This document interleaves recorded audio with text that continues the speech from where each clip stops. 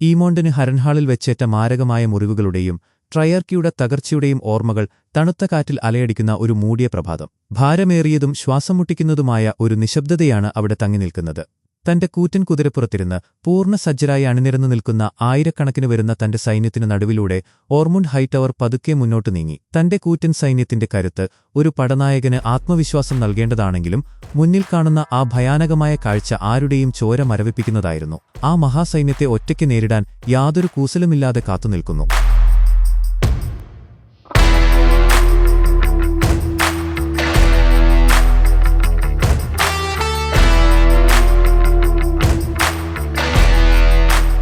അതെ, വായുവിനെപ്പോലും കീറിമുറിക്കുന്ന ഭയാനകമായ ശബ്ദമുള്ള ആ കൂറ്റൻ ഡ്രാഗൺ കാരാക്സസിനൊപ്പം സാക്ഷാൽ ഡേമൺ കാത്തുനിൽക്കുകയാണ്. ഒപ്പം ടാർഗറിയൻ രക്തം സിരകളിലോടുന്ന മറ്റ് ഡ്രാഗൺ സീഡ്സും അവരുടെ ഭയാനകമായ മൃഗങ്ങളുമായി ആകാശവും ഭൂമിയും അടക്കിഭരിക്കാൻ പാകത്തിൽ അണിനിരന്നിട്ടുണ്ട്. വലിയൊരു ശ്വാസമെടുത്ത് യാതൊരു ഭയവും പുറത്തു കാണിക്കാതെ, എന്നാൽ ഉള്ളിലെ പരിഭ്രമം മറച്ചുവെച്ചുകൊണ്ട് ഓർമുണ്ടും അയാളുടെ വിശ്വസ്തനായ പടനായകനും ആ ഭീകരരൂപിയായ ഡേമണിന്റെ മുന്നിലേക്ക് നടന്നുചെന്നു. യാതൊരു കൂസലുമില്ലാതെ നെറ്റിച്ചുളിച്ചു നിൽക്കുന്ന അവരെ നോക്കി നേരിയൊരു ചിരിയോടെ ഡേമൺ പറഞ്ഞു, സന്തോഷകരമായ വാർത്തയുണ്ട് ലോർഡ് ഓർമണ്ട്, യുദ്ധം അവസാനിച്ചിരിക്കുന്നു. നിങ്ങളുടെ സഖ്യകക്ഷികൾ ചിതറി ഓടി. ഇപ്പോൾ ഒരു പുതിയ രാജ്ഞിയുണ്ട്. അവർ തന്റെ പിതാവിന്റെ സിംഹാസനത്തിലിരിക്കുന്നു. ആ വാക്കുകൾ ആ വലിയ മൈതാനത്തൊരു കൊടുങ്കാറ്റുപോലെ അലയടിക്കുകയും മരണത്തിന്റെ മണമുള്ള കാറ്റ് അവരുടെ മുഖത്തേക്ക് ആഞ്ഞടിക്കുകയും ചെയ്തു. ഏകദേശം 20 ചൂടുകൾക്കപ്പുറം കണ്ണുകളിൽ എരിയുന്ന അഗ്നിയുമായി നിൽക്കുന്ന ഓർമുണ്ട് ഒട്ടും പതറിയില്ല. കീഴടങ്ങി കൂറു പ്രഖ്യാപിച്ചാൽ മാപ്പ് നൽകാമെന്ന് ഡേമൺ പറഞ്ഞപ്പോൾ വർഷങ്ങളായി നിലനിൽക്കുന്ന പകയുടെ പേരിൽ അയാളെ വിശ്വസിക്കാൻ ഓർമുണ്ടിന് കഴിഞ്ഞില്ല. എന്നാൽ അവകാശവാദത്തിന്റെ ആധികാരികതയെ ചോദ്യം ചെയ്ത ഓട്ടോ ഹൈടവറിന് സ്വന്തം തല നഷ്ടപ്പെട്ട കാര്യം ഓർമ്മിപ്പിച്ചുകൊണ്ട് ഡേമൺ വീണ്ടും തന്റെ ഭീഷണി മുഴക്കി. കോപം കൊണ്ട് വിറച്ച ഓർമുണ്ട് യുദ്ധം ചെയ്യാനുള്ള തന്റെ ആഗ്രഹം വെളിപ്പെടുത്തിയപ്പോൾ അടുത്തതായി എന്ത് സംഭവിക്കുമെന്ന് വ്യക്തമാണെന്ന് ശാന്തനായി നിന്നുകൊണ്ട് ഡേമൺ പറഞ്ഞു. തന്റെ പിന്നിൽ നിൽക്കുന്ന ഉൾഫിനെ നോക്കി ഹൈടവർ കുടുംബത്തിന്റെ ആസ്ഥാനമായ ഓൾഡ് ടൗണിന്റെ നാഥനാകാൻ ആഗ്രഹമുണ്ടോ എന്ന് ഡേമൺ ചോദിച്ചു. വളരെ നാളുകളായി ഒരു വലിയ കോട്ട ആഗ്രഹിച്ചിരുന്ന ഉൾഫിനെ സംബന്ധിച്ചിടത്തോളം അതൊരു മികച്ച വാഗ്ദാനമായിരുന്നെങ്കിലും തന്റെ സ്വന്തം ഡ്രാഗണിന്റെ പുറത്തിരിക്കുന്ന ഹ്യൂവിനെ നോക്കി ഡേമോണിന്റെ കൽപ്പനകൾക്കനുസരിച്ച് മാത്രം പ്രവർത്തിച്ചാൽ മതിയെന്ന ചിന്തയോടെ അവൻ നിശബ്ദനായി നിന്നു. വേറെ വഴിയില്ലാതെ താൻ ഒറ്റയ്ക്കായിരുന്നുവെങ്കിൽ തീർച്ചയായും യുദ്ധം ചെയ്യുമായിരുന്നുവെന്നും എന്നാൽ തന്റെ കീഴിലുള്ള അനേകം മനുഷ്യരുടെ ജീവനോർത്ത് മുട്ടുകുത്തുകയാണെന്നും ഓർമുണ്ട് പറഞ്ഞു. എല്ലാം കഴിഞ്ഞു എന്ന് കരുതി ആശ്വാസത്തോടെ ഓർമുണ്ട് തിരിഞ്ഞു നടക്കാൻ തുടങ്ങുമ്പോഴാണ് ഡേമൺ വീണ്ടും ഒരു വരി കൂടി കൂട്ടിച്ചേർത്ത് അയാളെ തടഞ്ഞു നിർത്തിയത്. ഏഗോന്റെ അവകാശികളിലൊരാളും ടെസ്സേരിയന്റെ ഉടമയുമായ ഡേറോണിനെ തനിക്ക് ബന്ദിയായി വേണമെന്ന് ഡേമൺ പറഞ്ഞു. ഒരു വലിയ കലാപത്തിനു വഴിയൊരുക്കാൻ സാധ്യതയുള്ള അവനെ സ്വതന്ത്രനാക്കുന്നത് വലിയ അബദ്ധമാകുമെന്നും ഓർമുണ്ട് മര്യാദയ്ക്ക് പെരുമാറിയാൽ ഡേറോണിനോട് കരുണ കാണിക്കാമെന്നും ഡേമൺ വളരെ വ്യക്തമായി പറഞ്ഞു. പരിഭ്രാന്തി നിറഞ്ഞ മിഴികളോടെ ഡേറോൺ മുന്നോട്ടു വന്നു. എന്നാൽ തന്റെ ജീവന്റെ പാതിയായ ഡ്രാഗണിനെ അവൻ അവിടെത്തന്നെ ഉപേക്ഷിച്ചത് വരാനിരിക്കുന്ന വലിയൊരു അപകടത്തിന്റെ സൂചനയായിരുന്നു. റെഡ് കീപ്പിന്റെ ഇരുണ്ട ഇടനാഴികളിലൂടെ തണുത്ത കാറ്റ് വലിയ ശബ്ദത്തോടെ വീശിയടിച്ചു. വിസരീസിന്റെ വലിയ കിടപ്പുമുറിയിലിപ്പോൾ വല്ലാത്തൊരു ശൂന്യതയും ഭാരവും തങ്ങിനിൽക്കുന്നുണ്ട്. റെനീറ ആ വലിയ മുറിയുടെ നടുവിൽ ശ്വാസമടക്കി നിന്നു. തന്റെ പിതാവിനോടുള്ള വലിയൊരു വാഗ്ദാനം നിറവേറ്റിയതിന്റെ നേരിയ തിളക്കം അവളുടെ കണ്ണുകളിൽ ഉണ്ടായിരുന്നെങ്കിലും ചുറ്റുമുള്ള ശ്വാസം മുട്ടിക്കുന്ന നിശബ്ദത അവളുടെ കാതുകളിൽ വലിയൊരു വിടവായി മുഴങ്ങി. വായുവിൽ മുഴുവൻ ഭൂതങ്ങളുടെ സാന്നിധ്യമാണ് എന്ന് പഴയ ഓർമ്മകളിലേക്ക് വഴുതി വീണുകൊണ്ട് ശൂന്യതയിലേക്ക് നോക്കി റെനീറ പറഞ്ഞു. ഈ കൊട്ടാരത്തിലെ ഇരുട്ടിൽ നിന്നും ജീവൻ രക്ഷിച്ച് എങ്ങോട്ടോ ഓടിമറയുന്നതിനു മുമ്പുള്ള സുന്ദരമായ ബാല്യകാലം അവളുടെ മനസ്സിലേക്ക് ഓടിയെത്തി. തന്റെ പ്രിയപ്പെട്ട പിതാവിനെയും മാതാവായ എമായെയും അവൾ ആ നിഴലുകളിൽ തിരഞ്ഞു. സ്വന്തമായ ഒരു പാത വെട്ടിത്തെളിക്കുന്നതിനു പകരം പിതാവിന്റെ ഓർമ്മകളുടെ ഭാരത്തിൽ ഒതുങ്ങിക്കൂടാൻ ശ്രമിക്കുന്ന അവളുടെ ആന്തരിക സംഘർഷം ആ നിൽപ്പിൽ വ്യക്തമായിരുന്നു. എന്നാൽ ആ വലിയ ഇരുണ്ട മുറിയിൽ വിസരീസിന്റെ വലിയ കിടക്കയിൽ ഒരു കൈ അമർത്തിവെച്ച് മറുകൈ തന്റെ മൂർച്ചയേറിയ വാളിൽ മുറുകെ പിടിച്ച് അവൾക്കൊപ്പം ഡേമൺ നിൽപ്പുണ്ടായിരുന്നു. റെനീറയുടെ ആഴത്തിലുള്ള ഓർമ്മകളെ ഭേദിച്ചുകൊണ്ട് ഡേമൺ സംസാരിക്കാൻ തുടങ്ങിയപ്പോൾ ആ മുറിയിലെ ഭയപ്പെടുത്തുന്ന ശൂന്യതയുടെ ശബ്ദം പെട്ടെന്ന് നിലച്ചു. പഴയ ഓർമ്മകളിൽ കുടുങ്ങിക്കിടക്കുന്ന അവളെ ആ വലിയ മുറിയുടെ യാഥാർത്ഥ്യത്തിലേക്ക് കൊണ്ടുവരാൻ അയാൾ തന്റെ വാക്കുകളിലൂടെ ശ്രമിച്ചുകൊണ്ടിരുന്നു. എനിക്ക് എന്നിലുള്ള എന്റെ പിതാവിന്റെ വിശ്വാസം കാത്തുസൂക്ഷിക്കണം എന്ന് ഓർമുണ്ടിന്റെ സൈന്യത്തെ മുഴുവൻ ചുട്ടരിക്കണമായിരുന്നു എന്ന് നിരാശയോടെ പറഞ്ഞ ഡേമണിനോട് റെനീറ പറഞ്ഞു. അദ്ദേഹം ആഗ്രഹിച്ചതുപോലെ എനിക്ക് ഭരിക്കണം എന്നുകൂടി അവൾ വലിയൊരു നെടുവീർപ്പോടെ കൂട്ടിച്ചേർത്തു. പെട്ടെന്നാണ് അവരുടെ ശ്വാസഗതിയെപ്പോലും തടസ്സപ്പെടുത്തിക്കൊണ്ട് അപസ്വരത്തിലുള്ള മണികളുടെ മുഴക്കം ആ കൊട്ടാരത്തിൽ മാറ്റൊലിക്കൊണ്ടത്. യാഥാർത്ഥ്യത്തിന്റെ ഭാരം അവളെ വീണ്ടും ഓർമ്മിപ്പിക്കുന്നതായിരുന്നു ആ ശബ്ദം. റെഡ് കീപ്പിന്റെ തണുത്ത കൽച്ചുവരുകളിൽ നിന്നും ടീം ഗ്രീനിന്റെ കൊടികൾ പിച്ചിച്ചീന്തിയെറിയുന്നതിന്റെ ശബ്ദങ്ങൾക്കിടയിലൂടെ അവർ സാവധാനം നടന്നു. ഒരു ഭരണാധികാരിയായി അവളെ ഔദ്യോഗികമായി പ്രഖ്യാപിക്കാൻ ഉടൻ തന്നെ ഒരു കിരീടധാരണം നടത്തേണ്ടതിന്റെ ആവശ്യകതയെക്കുറിച്ച് അവർ സംസാരിച്ചു. എന്നാൽ ഭരണചക്രം തിരിക്കാൻ ആവശ്യത്തിന് ഭക്ഷണമോ പണമോ ഇല്ലാത്തത് വലിയൊരു ചോദ്യചിഹ്നമായി അവരുടെ മുന്നിൽ ഉയർന്നുനിന്നു. ഈ ഇരുണ്ട ചിന്തകൾക്കിടയിലാണ് തന്റെ അർദ്ധസഹോദരനായ ഡേറോണിനെ റെനേറ അവിടെ വെച്ച് കാണുന്നത്. ഭയം തളംകെട്ടി നിൽക്കുന്ന കണ്ണുകളോടെ തീർത്തും നിശബ്ദനായി നിൽക്കുന്ന ആ കൊച്ചുകുട്ടിയോട് അവൾ സംസാരിക്കാൻ ശ്രമിച്ചെങ്കിലും അവൻ ഒരക്ഷരം പോലും മിണ്ടിയില്ല. ഉത്തരം ലഭിക്കാത്തതിന്റെ ദേഷ്യവും വലിയൊരു നിരാശയും റെനേറയുടെ മുഖത്ത് നിഴലിച്ചു. ഒടുവിൽ ആ കുട്ടിയെ അവന്റെ മുറിയിൽ തന്നെ അടച്ചിടാൻ അവൾ ഭാരമേറിയ മനസ്സോടെ തീരുമാനിച്ചു. വെറുമൊരു കൊച്ചുകുട്ടിയായ അവനെ എന്തു ചെയ്യണമെന്നറിയാതെ അവൾ അസ്വസ്ഥയായി നിന്നപ്പോൾ ഒരു വലിയ നെടുവീർപ്പോടെ അവനെ കൊന്നുകളയേണ്ടിവരുമെന്ന് യാതൊരു ഭാവഭേദവുമില്ലാതെ ഡേമൺ തീർത്തും തണുത്ത സ്വരത്തിൽ പറഞ്ഞു. സ്മോൾ കൗൺസിൽ ചേരുന്ന ആ വലിയ ഇരുണ്ട മുറിയിൽ തീപ്പന്തങ്ങളുടെ വെളിച്ചം ചുവരുകളിൽ ഭയപ്പെടുത്തുന്ന നിഴലുകൾ വീഴ്ത്തിക്കൊണ്ടിരുന്നു. മേസ്റ്റർ ഓർവൈലിന്റെ വിറയാർന്ന ശബ്ദം ഉയർന്നു. തന്റെ നീളൻ കുപ്പായത്തിന്റെ അരികുകളിൽ പരിഭ്രമത്തോടെ പിടിച്ചുകൊണ്ട് അയാൾ ഖജനാവിലെ സ്വർണത്തിന്റെ അഭാവത്തെക്കുറിച്ച് വളരെ പതുക്കെ കോർലീസ് വെലാരിയോനോട് വിശദീകരിക്കാൻ ശ്രമിച്ചു. രാജ്യത്തെ നിലനിർത്താൻ വെറും 1-2 ആഴ്ചത്തേക്കുള്ള സ്വർണം മാത്രമേ അവശേഷിക്കുന്നുള്ളൂ എന്ന സത്യം ആ തണുത്ത മുറിയിൽ വലിയൊരു ഇടിമുഴക്കം പോലെയാണ് അനുഭവപ്പെട്ടത്. ഈ വാക്കുകൾ കേട്ടതും ശ്വാസം മുട്ടുന്നതുപോലെ പിടഞ്ഞുകൊണ്ട് "ഇല്ല, എന്റെ കിരീടധാരണത്തിന്റെ കാര്യമോ?" എന്ന് വളരെ നിരാശയോടെ റെനേറ ചോദിച്ചു. ഒരു വലിയ സാമ്രാജ്യത്തിന്റെ അധിപയാകാൻ തയ്യാറെടുക്കുമ്പോഴും അധികാരത്തിന് ചുറ്റും നിൽക്കുന്ന പുരുഷന്മാരുടെ ഉച്ചത്തിലുള്ള സംസാരങ്ങൾക്കിടയിൽ അവൾ വീണ്ടും ഒരു കൊച്ചുകുട്ടിയായി ചുരുങ്ങുന്നതുപോലെ തോന്നിപ്പിച്ചു. ആ വലിയ മുറിയിൽ അവളെ മനസ്സിലാക്കാനും അവളോട് നേരിട്ട് സംസാരിക്കാനും മൈസാരിയ മാത്രമാണ് ഉണ്ടായിരുന്നത്. തന്റെ സ്വാഭാവികമായ ബുദ്ധി ഉപയോഗിച്ച് ഓർവൈലിന്റെ വാക്കുകളെ മൈസരിയ അനുകൂലിച്ചത് അരികിൽ നിന്നിരുന്ന ഡീമോണിന്റെ കണ്ണുകളിൽ വലിയൊരു ദേഷ്യം ആളിക്കെത്തിച്ചു. എന്നാൽ ആ ദേഷ്യത്തെ ഒട്ടും വകവയ്ക്കാതെ വളരെ ഉറച്ച തീരുമാനത്തോടെ റെനേറ തന്റെ മിസ്ട്രസ് ഓഫ് വിസ്പറേഴ്സായി മൈസാരിയയെ നിയമിച്ചു. അധികാരത്തിന്റെ പുതിയൊരു അധ്യായം അവിടെ തുടങ്ങുകയായിരുന്നു. മുൻപ് ലാനിസ്റ്ററുകൾ കൊണ്ടുപോയ സ്വർണത്തെക്കുറിച്ചുള്ള ചിന്തകൾ ആ വലിയ മുറിയിലെ തണുപ്പിനെ കൂടുതൽ കഠിനമാക്കി. സ്വർണം എവിടെയാണ് ഒളിപ്പിച്ചിരിക്കുന്നതെന്ന് അറിയാമായിരുന്ന മുൻ മാസ്റ്റർ ഓഫ് കോയിനിന്റെ തല കഴിഞ്ഞ ദിവസം ഡേമൺ വെട്ടിമാറ്റിയതും ഈ വലിയ പ്രതിസന്ധിക്ക് കാരണമായിരുന്നു. എന്നാൽ ഈ വലിയ പ്രശ്നങ്ങൾക്കിടയിലും ഏഗോണിന്റെ തിടുക്കത്തിലുള്ള കിരീടധാരണത്തിന് മറുപടിയായി തന്റെ അധികാരം ഉറപ്പിക്കാൻ വിപുലമായ ഒരു കിരീടധാരണം വേണമെന്ന ചിന്തയിൽ തന്നെയായിരുന്നു റെനേറ. അപ്പോഴാണ് മൈസാരിയ അടുത്ത വലിയൊരു അപകടത്തെക്കുറിച്ച് മുന്നറിയിപ്പ് നൽകിയത്. ഒരു വശത്ത് ട്രയർക്കി കടൽക്കൊള്ളക്കാർ തീരങ്ങൾ ആക്രമിക്കുമ്പോൾ മറുവശത്ത് ധാന്യങ്ങളില്ലാതെ പട്ടിണി കിടക്കുന്ന ജനങ്ങൾക്കിടയിൽ വലിയൊരു കിരീടധാരണം നടത്തുന്നത് രക്തരൂക്ഷിതമായൊരു കലാപത്തിന് വഴിയൊരുക്കുമെന്ന് അവൾ ഓർമ്മിപ്പിച്ചു. എല്ലാവരും തമ്മിൽ തർക്കിക്കുന്നതിനിടയിൽ റെനേറ ആ വലിയ കൽജാലകത്തിലൂടെ പുറത്തെ വിശാലമായ രാജ്യത്തേക്ക് ഒരു കൊടിയ ഭാരത്തോടെ നോക്കിനിന്നു. അവളുടെ കണ്ണുകളിൽ തന്റെ പിതാവിന്റെ ഓർമ്മകളും ഒരു ഭരണാധികാരിയുടെ ഉത്തരവാദിത്തങ്ങളും തമ്മിലുള്ള വലിയൊരു യുദ്ധം നടക്കുന്നുണ്ടായിരുന്നു. പെട്ടെന്ന് കാറ്റിന്റെ ഇരമ്പൽ പോലെ അവളുടെ ഉള്ളിൽ ഒരു പുതിയ ബോധമുണർന്നു. പുരുഷന്മാരെക്കാൾ സ്ത്രീകൾക്ക് ഈ വലിയ പ്രതിസന്ധിയിൽ സഹായിക്കാൻ കഴിയുമെന്ന് അവൾ തിരിച്ചറിഞ്ഞു. യാതൊരു മടിയും കൂടാതെ കാസ്റ്റർലി റോക്കിലേക്കൊരു സന്ദേശം അയക്കാനും കാണാതായ സ്വർണത്തെക്കുറിച്ച് ലേഡി ജൊഹാനയോട് ചോദിക്കാനും അവൾ തീരുമാനമെടുത്തു. എല്ലാവരിൽ നിന്നും കപ്പം ആവശ്യപ്പെടാനുള്ള അവളുടെ അഡ്ജസ്റ്റ്മെന്റ്സ് ഈ ശക്തമായ തീരുമാനത്തെ ഡീമൺ വളരെ അഭിമാനത്തോടെ നോക്കിക്കണ്ടു. അപ്പോൾ ഡ്രാഗൺസ്റ്റോണിലെ പഴയ സമിതിയുടെ കാര്യമോ എന്ന് കോർലീസ് വെലാരിയോൻ വളരെ പതുക്കെ ചോദിച്ചപ്പോൾ ആ സമിതിയുടെ കാലം കഴിഞ്ഞുവെന്ന് തീർത്തും തണുത്ത സ്വരത്തിൽ അവൾ മറുപടി പറഞ്ഞു. അധികാരത്തിന്റെ പുതിയ തീരുമാനങ്ങൾ ആ കൊട്ടാരത്തിൽ മാറ്റൊലിക്കൊള്ളുമ്പോഴും ഹരൻഹാളിൽ നിന്നും ഈമോണ്ടും അവന്റെ കൂറ്റൻ ഡ്രാഗണായ വഹാഗറും അപ്രത്യക്ഷരായ വാർത്ത ഇരുണ്ട കാർമേഘം പോലെ അവർക്കിടയിൽ പടർന്നു. മുൻപ് ഹരൻഹാൾ ഭരിക്കണമെന്ന ആലിസ് റിവേഴ്സിന്റെ ആവശ്യം താൻ നിരസിച്ചതും ഇപ്പോൾ അവൾ തനിക്കെതിരെ പ്രവർത്തിക്കുമോ എന്നുള്ള ചിന്തയും ഡേമണിന്റെ ഉള്ളിലെ ഭയത്തെ ഉണർത്തി. ജീവന്റെ തുടിപ്പുകളെപ്പോലും ഇല്ലാതാക്കാൻ കഴിവുള്ള വലിയൊരു ആണവബോംബ് പോലെയുള്ള വേഗാർ ഇപ്പോൾ ആരുടെ നിയന്ത്രണത്തിലാണെന്ന ചിന്ത ആ മുറിയിലെ ഓരോരുത്തരുടെയും രക്തം മരവിപ്പിച്ചു.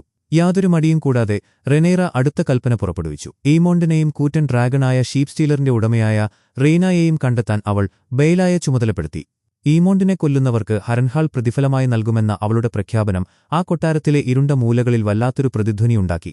അധികാരത്തിന്റെയും ഭയത്തിന്റെയും കൽപ്പനകൾക്ക് ശേഷം വല്ലാത്തൊരു നിശബ്ദത അവിടെ തങ്ങിനിന്നപ്പോൾ പെട്ടെന്ന് ആ തണുത്ത കൽത്തറയിലൂടെ ഒരു എലി അതിവേഗത്തിൽ ഓടിവന്നു. റെനേറയുടെ കാൽച്ചുവട്ടിലൂടെ ഇരുട്ടിലേക്ക് മറഞ്ഞ ആ ചെറിയ ജീവി മുൻപ് എലിപിടുത്തക്കാരെ മുഴുവൻ കൊന്നൊടുക്കിയ ഏഗോണിന്റെ ക്രൂരതകളുടെ ഒരു ഭയാനകമായ ഓർമ്മപ്പെടുത്തലായി അവിടെ അവശേഷിച്ചു. എലികളുടെ ഈ നിരന്തരമായ സാന്നിധ്യം ആ വലിയ കൊട്ടാരത്തിന്റെ ആഴങ്ങളിൽ എവിടെയോ ഇപ്പോഴും പതുങ്ങിയിരിക്കുന്ന വലിയൊരു ജീർണതയുടെ അടയാളമായി ആ തണുത്ത കാറ്റിൽ അലിഞ്ഞുചേർന്നു. സ്മോൾ കൗൺസിലിന്റെ ഇടുങ്ങിയ മുറിയിലെ ശ്വാസമുട്ടിക്കുന്ന അന്തരീക്ഷത്തിൽ നിന്നും പുറത്തുകടന്നപ്പോൾ സർ ലൂതർ ലാർജന്റ് തന്റെ കനത്ത പടച്ചട്ടയുടെ ഭാരത്തോടെ റെനേറയുടെ അടുത്തേക്ക് വന്ന് തനിക്ക് CT വാച്ചിലെ തന്റെ ആളുകളുടെ അടുത്തേക്ക് മടങ്ങേണ്ടതുണ്ടെന്ന് വളരെ പതുക്കെ പറഞ്ഞു. തന്റെ സുരക്ഷയ്ക്കായി ഒരു ഔദ്യോഗിക ക്വീൻസ് ഗാർഡിനെ നിയമിക്കാൻ അവൾ യാതൊരു ഭാവഭേദവുമില്ലാതെ ഡേമണിനോട് കൽപ്പിച്ചു. എന്നാൽ ഈ വലിയ കൊട്ടാരത്തിന്റെ ഓരോ ഇരുണ്ട മൂലയിലും വലിയ പ്രശ്നങ്ങൾ പതുങ്ങിയിരിപ്പുണ്ടായിരുന്നു. മങ്ങിയ വെളിച്ചം നൽകുന്ന മെഴുകുതിരികൾ കരണ്ടുതിന്നുന്ന എലികളും അവളുടെ ശ്രദ്ധ ആവശ്യപ്പെടുന്ന ആയിരക്കണക്കിന് മറ്റു കാര്യങ്ങളും ആ വലിയ മന്ദിരത്തെ ഒരു ഭ്രാന്താലയമാക്കി മാറ്റി. എന്നാൽ അവളുടെ മനസ്സും ശ്രദ്ധയും മുഴുവൻ ഇപ്പോൾ തടവിലാക്കപ്പെട്ട അലൈസന്റിലും ഹെലനായിലുമായിരുന്നു. ആ പഴയ കൽച്ചുവരുകൾക്കിടയിൽ അവരെ നേരിൽ കണ്ടപ്പോൾ തന്റെ നഷ്ടപ്പെട്ട സ്വർണം എവിടെയാണെന്ന് അവൾക്ക് ചോദിച്ചറിയണമായിരുന്നു. എന്നാൽ തങ്ങൾക്ക് അതിനെക്കുറിച്ച് ഒന്നും അറിയില്ലെന്നും എല്ലാവരും തന്നെ വെറുക്കുകയും അധികാരത്തിന്റെ വലിയ രഹസ്യങ്ങളിൽ നിന്നും തന്നെ എപ്പോഴും അകറ്റി നിർത്തുകയുമായിരുന്നുവെന്നും അലൈസന്റ് വളരെ നിരാശയോടെ പറഞ്ഞു. കോപം കൊണ്ട് എരിയുന്ന കണ്ണുകളോടെ അലൈസന്റ് നിന്നപ്പോൾ ഓട്ടോയെ കൊന്നത് സ്വന്തം മകന്റെ മരണത്തിന്റെ വേദന കുറച്ചോ എന്ന് തീർത്തും നിഷ്കളങ്കമായി ഹെലന ചോദിച്ചു. ആ ചോദ്യം റെനീറയുടെ ഹൃദയത്തിൽ ഒരു കൂർത്ത അസ്ത്രം പോലെയാണ് തറഞ്ഞുകയറിയത്. കാരണം അവളുടെ ഉള്ളിലെ പകയുടെ യഥാർത്ഥ ലക്ഷ്യം ഏഗോണായിരുന്നു. അധികാരത്തിന്റെ യാതൊരു പകിട്ടും ആഗ്രഹിക്കാതെ ജീവൻ മാത്രം തിരികെ ചോദിക്കുന്ന ആ രണ്ടു സ്ത്രീകളുടെയും വലിയ നിസ്സഹായത അവൾ തിരിച്ചറിയേണ്ടതുണ്ടായിരുന്നു. പുരുഷന്മാർ ചെയ്ത തെറ്റുകൾക്ക് നീ എന്നെ മാത്രമാണോ കുറ്റപ്പെടുത്തുന്നത് എന്ന് വിറയാർന്ന ശബ്ദത്തിൽ അലൈസന്റ് ചോദിച്ചു. തുടർന്ന് ഏഗോണിന്റെ ശരീരത്തിൽ വലിയ മുറിവുകളുണ്ടെന്നും അവന്റെ രൂപം ആർക്കും ഓർമ്മയുണ്ടാകില്ലെന്നും അവനൊരു ഡ്രാഗൺ പോലുമില്ലാത്തതിനാൽ അവനെ മരിച്ചതായി പ്രഖ്യാപിച്ച് സിംഹാസനമേറ്റെടുക്കാൻ ആലിസന്റ് ഉപദേശിച്ചു. ആലിസന്റിന്റെ ഈ വാക്കുകളിലൊന്നും യാതൊരു ആത്മാർത്ഥതയുമില്ലെന്നും സ്വന്തം മകന്റെ ജീവൻ രക്ഷിക്കാനുള്ള വെറുമൊരു തന്ത്രം മാത്രമാണിതെന്നും റെനേറ സംശയിച്ചു. ആ വലിയ സംശയത്തിന്റെ മൂർച്ചയിൽ നിൽക്കുമ്പോഴാണ് നീ എന്റെ പിതാവിനെ കൊന്നു എന്ന് കടുത്ത വേദനയോടെ ആലിസന്റ് പറഞ്ഞത്. പെട്ടെന്നാ വലിയ മുറിയിലെ വായു വല്ലാതെ ഭാരമേറിയതായി മാറി. റെനേറയുടെ കാതുകളിൽ ആ ശൂന്യതയുടെ ഭയപ്പെടുത്തുന്ന ശബ്ദം വീണ്ടും മുഴങ്ങാൻ തുടങ്ങി. കഷ്ടപ്പെട്ട് സ്വയം നിയന്ത്രിച്ച് ശാന്തയായ റെനേറ വലിയൊരു വെല്ലുവിളിയായി നിൽക്കുന്ന ഈമോണ്ടിനെ കണ്ടെത്തി തന്റെ അധികാരമുറപ്പിച്ചു കഴിഞ്ഞാൽ അവരെ സ്വതന്ത്രരാക്കാമെന്ന് യാതൊരു ഭാവഭേദവുമില്ലാതെ ഉറപ്പു നൽകി. അതുവരെ സായുധരായ കാവൽക്കാരുടെ കടുത്ത നിരീക്ഷണത്തിലായിരിക്കുമെന്നും ഹെലീനയ്ക്കിടവിട്ടുള്ള ദിവസങ്ങളിൽ മാത്രം കുഞ്ഞിനെ കാണാമെന്നും അവൾ വളരെ പതുക്കെ പറഞ്ഞു. ഈ കടുത്ത നിയന്ത്രണങ്ങൾ കേട്ട് അവർ അവളെ വീണ്ടും ചോദ്യം ചെയ്തപ്പോൾ ഇതൊന്നും എന്നെ സന്തോഷിപ്പിക്കുന്നില്ല എന്ന് റെനേറ വലിയ ശബ്ദത്തിൽ ദേഷ്യത്തോടെ പറഞ്ഞു. തന്റെ സ്വന്തം മകന്റെ പിടിയിലാകലിനും മരണത്തിനുമായി തനിക്ക് പ്രാർത്ഥിക്കേണ്ടി വരുമല്ലോ എന്ന് അലൈസന്റ് വളരെ സങ്കടത്തോടെ പറഞ്ഞപ്പോൾ റെനേറയുടെ വിറയ്ക്കുന്ന ചുണ്ടുകളിൽ ശൂന്യമായൊരു ചിരി വിടർന്നു. എനിക്കിത് ഊഹിക്കാൻ കഴിയും എന്നവൾ മറുപടി പറഞ്ഞപ്പോൾ അവളുടെ മനസ്സിൽ മുൻപ് നടന്ന വലിയൊരു യുദ്ധത്തിൽ ശത്രുക്കളുടെ കൈയാൽ ക്രൂരമായി കൊല്ലപ്പെട്ട തന്റെ പ്രിയപ്പെട്ട മകൻ ജേസിന്റെ ചോരയൊലിക്കുന്ന മുഖമായിരുന്നു ശ്വാസമുട്ടിക്കുന്ന അന്തരീക്ഷത്തിൽ നിന്ന് പുറത്തുവന്ന റെനേറയുടെ മനസ്സിൽ. ആലിസന്റിന്റെ വാക്കുകൾ വീണ്ടും വീണ്ടും പ്രതിധ്വനിച്ചുകൊണ്ടിരുന്നു. വലിയൊരു തീരുമാനമെടുക്കുന്നതിന്റെ ഭാരം അവളുടെ മുഖത്ത് വ്യക്തമായിരുന്നു. അതെ, ഏഗോൺ മരിച്ചതായി ഔദ്യോഗികമായി പ്രഖ്യാപിക്കാൻ അവൾ തീരുമാനിച്ചു. തന്റെ അനന്തരാവകാശിയായി വളർത്താൻ വേലിൽ നിന്നും പ്രിയപ്പെട്ട മകൻ ജോഫ്രിയെ തിരികെ കൊണ്ടുവരാൻ അവൾ കൽപ്പിച്ചു. അവൾക്കൊപ്പം നടന്ന മൈസാരിയായുടെ കണ്ണുകൾ ആ വലിയ കൽച്ചുവരുകളിലെ ഓരോ സൂക്ഷ്മവിവരങ്ങളും ഒപ്പിയെടുക്കുന്നുണ്ടായിരുന്നു. താൻ കരുതിയതിലും എത്രയോ വലുതും എന്നാൽ അതേസമയം വളരെ ചെറുതുമാണ് റെഡ് കീപ്പ് എന്ന് തീർത്തും ശാന്തമായി മൈസാരിയ പറഞ്ഞു.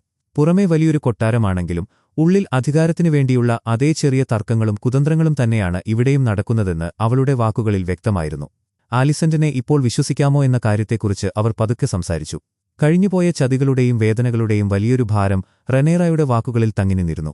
കാരണം ഇത്രയും വലിയൊരു യുദ്ധത്തിനുശേഷം ആലിസന്റിനെ പൂർണ്ണമായി വിശ്വസിക്കാൻ അവളുടെ മനസ്സ് ഇതുവരെ പാകപ്പെട്ടിരുന്നില്ല. ആ ഇരുണ്ട ഇടനാഴികളിലൂടെയുള്ള നടത്തം തുടരുമ്പോൾ ഡെയറോണിന്റെ കാര്യത്തെക്കുറിച്ച് യാതൊരു വൈകാരികതയുമില്ലാതെ കൃത്യമായ വസ്തുതകൾ മാത്രം മൈസാരിയ വിശദീകരിച്ചു. ഒരു യഥാർത്ഥ ഉപദേശകയെപ്പോലെ അവൾ കൂടെ നിന്നത് റെനേറയ്ക്ക് വലിയൊരു ആശ്വാസമായിരുന്നു. എന്നാൽ ആ കൽത്തറയിൽ അവരുടെ കാൽച്ചുവടുകൾ താളത്തിൽ പതിക്കുന്നതിനിടയിൽ പെട്ടെന്ന് റെനേറയുടെ ഹൃദയമിടിപ്പ് നിന്നുപോകുന്നതുപോലെ തോന്നി. ആ നീളൻ ഇടനാഴിയുടെ അറ്റത്ത് മങ്ങിയ വെളിച്ചത്തിൽ തന്റെ പ്രിയപ്പെട്ട മകൻ ജേസ് നടന്നുപോകുന്നത് അവൾ കണ്ടു.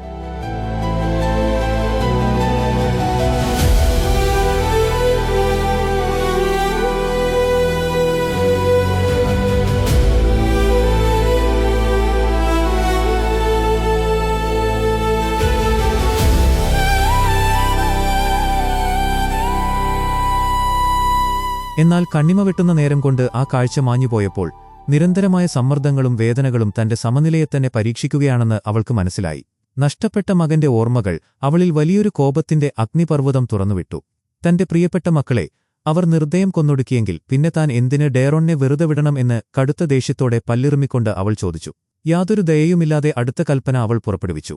കൊട്ടാരത്തിലെ ജോലിക്കാരിൽ ഹൈടവർ കുടുംബത്തോടു കൂറുള്ള എല്ലാവരെയും ഒട്ടും അടിക്കാതെ വെട്ടിമാറ്റാൻ അവൾ മൈസാരിയയോട് പറഞ്ഞു. അധികാരത്തിന്റെ കേന്ദ്രമായ ആ വലിയ സിംഹാസനമുറിയിൽ തണുത്ത വെളിച്ചത്തിൽ ഹൈസെപ്റ്റൻ അവൾക്കായി കാത്തുനിൽക്കുന്നുണ്ടായിരുന്നു.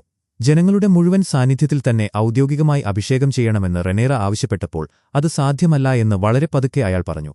ഈഗോണിനെ തിടുക്കത്തിൽ അഭിഷേകം ചെയ്ത കാര്യം ചോദിച്ചപ്പോൾ ഈഗോൺ മരിച്ചുവെന്ന് അവൾ വ്യക്തമാക്കി. എന്നാൽ അവന്റെ മൃതദേഹം ഇതുവരെ കണ്ടിട്ടില്ലെന്നും സൈലന്റ് സിസ്റ്റേഴ്സ് അവനെ ശുശ്രൂഷിച്ചിട്ടില്ലെന്നും പറഞ്ഞുകൊണ്ട് അയാൾ വലിയൊരു ഞെട്ടൽ പ്രകടിപ്പിച്ചു. ഇത് കേട്ട് കോപം കൊണ്ട് വിറച്ച റെനേറ ഇതിൽ യാതൊരു തെറ്റുമില്ലെന്നും താൻ 7 കിങ്ഡംസ് ഭരിക്കണമെന്നത് ദൈവങ്ങളുടെ ഇച്ഛയാണെന്നും വലിയ ശബ്ദത്തിൽ ദേഷ്യത്തോടെ പറഞ്ഞു. പ്രശ്നങ്ങൾ ശാന്തമാക്കാൻ വേണ്ടി അയാളുടെ കൈകളിൽ മുറുകെ പിടിച്ചുകൊണ്ട് തന്റെ ഏറ്റവും വലിയ പ്രതിസന്ധി ഘട്ടത്തിൽ ദൈവങ്ങൾ തനിക്കൊരു ഡ്രാഗനെ നൽകി അനുഗ്രഹിച്ചുവെന്ന് അവൾ വിശദീകരിക്കാൻ ശ്രമിച്ചു. എന്നാൽ അഹങ്കാരത്തിൽ നിന്നും കാമത്തിൽ നിന്നും ഇരുട്ടിൽ ജനിച്ച അശുദ്ധമായ മാന്ത്രികവിദ്യയാണ് ഡ്രാഗൺകളെന്നും അവ നശിപ്പിക്കാൻ മാത്രമുള്ളതാണെന്നും പറഞ്ഞ് അയാൾ കടുത്ത വെറുപ്പോടെ അവളുടെ കൈകൾ തട്ടിമാറ്റി.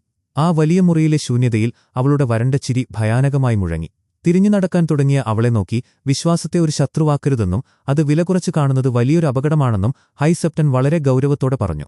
എന്നാൽ ചെറിയ മനുഷ്യരുടെ വലിയ ഉപദേശങ്ങൾ കേട്ട് മടുത്ത റെനേറയുടെ ചുണ്ടുകളിൽ ആ തണുത്ത കാറ്റിലും ഭയപ്പെടുത്തുന്നൊരു ക്രൂരമായ പുഞ്ചിരി വിടർന്നു. കൊട്ടാരത്തിലെ ആ വലിയ ഊണുമുറിയിൽ വളരെ കനത്തതും ശ്വാസം മുട്ടിക്കുന്നതുമായ ഒരു നിശബ്ദതയാണ് തങ്ങി നിന്നിരുന്നത്. കടുത്ത ഗൗരവത്തോടെ യാതൊരു ഭാവഭേദവുമില്ലാതെയിരിക്കുന്ന ആലിനും ആദമിനുമിടയിലേക്ക് വലിയൊരു ബോംബ് വീഴുന്നതുപോലെയാണ് കോർലിസ് ആ സത്യം തുറന്നു പറഞ്ഞത്. അവർ രണ്ടുപേരും തന്റെ രഹസ്യബന്ധത്തിലുള്ള മക്കളാണെന്ന കോർലിസിന്റെ വെളിപ്പെടുത്തൽ ആ തണുത്ത മുറിയിലെ വായുവിനെ കൂടുതൽ ഇറുകിയതാക്കി മാറ്റി. തന്റെ പ്രിയപ്പെട്ട ഭാര്യയായ റെനീസ് മരിക്കുന്നതിനു മുൻപ് തന്നോട് കാണിച്ച വലിയ കരുണയെക്കുറിച്ച് അയാൾ പറഞ്ഞപ്പോൾ ആ യുവാക്കളുടെ കണ്ണുകളിൽ വല്ലാത്തൊരു അസ്വസ്ഥതയും വേദനയും പടർന്നു. തന്റെ ജീവിതത്തിലെ വലിയ പ്രതിസന്ധികൾക്കും നയതന്ത്ര പ്രശ്നങ്ങൾക്കുമിടയിൽ ഈ പുതിയ വെളിപ്പെടുത്തൽ അവളെ അമ്പരപ്പിച്ചിരുന്നു. രാജരക്തവും സാധാരണക്കാരുടെ ചോരയും കലർന്ന ധാരാളം പേരുണ്ടെന്നും ആ ആൺമക്കൾക്ക് ഒട്ടും ധൈര്യം കുറവായിരിക്കില്ലെന്നും അവൾ പറഞ്ഞപ്പോൾ അവളുടെ വാക്കുകളിൽ വലിയൊരർത്ഥം ഒളിഞ്ഞുകിടപ്പുണ്ടായിരുന്നു. ലോകം മുഴുവൻ അവരെ അവിഹിത സന്തതികളെന്ന് വിളിക്കുമ്പോഴും തന്റെ പ്രിയപ്പെട്ട മക്കളെ ജീവനു തുല്യം സ്നേഹിക്കുകയും സംരക്ഷിക്കുകയും ചെയ്ത അവളുടെ ഉള്ളിലെ മാതൃത്വം ആ നിമിഷം വല്ലാതെ പിടയുന്നുണ്ടായിരുന്നു. എന്നാൽ പെട്ടെന്നാണ് കോർലിസ് തന്റെ മനസ്സിലുള്ള ഏറ്റവും വലിയ ആഗ്രഹം തുറന്നു പറഞ്ഞത്.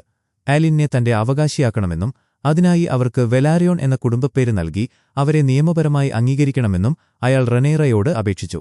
ഈ വാക്കുകൾ കേട്ടതും അവളുടെ ഉള്ളിൽ വലിയൊരു കൊടുങ്കാറ്റ് വീശിയടിക്കുന്നതുപോലെ തോന്നി.